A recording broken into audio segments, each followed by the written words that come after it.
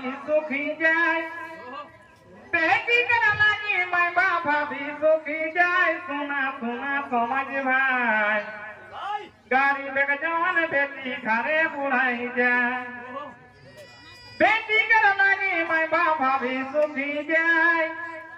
बेटी कर लगी मैं बाप भाभी सुखी जाए सुना सुना समझ भाई गाड़ी बेग जवान बेटी घरे बुलाई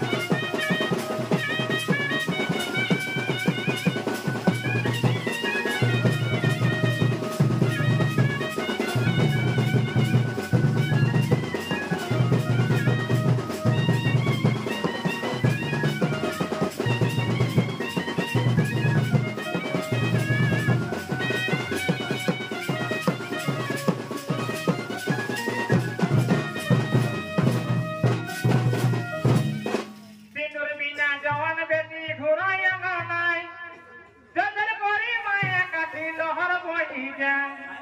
सिंदूर बिना जवान बेटी घोरो अंगनाई जल कोरी माए काकी लोहर बोही जाए सिंदूर दाम सोनी छोटी कपी जाए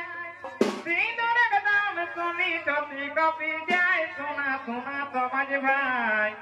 गाड़ी बेग जवान बेटी घरे बुलाई जाए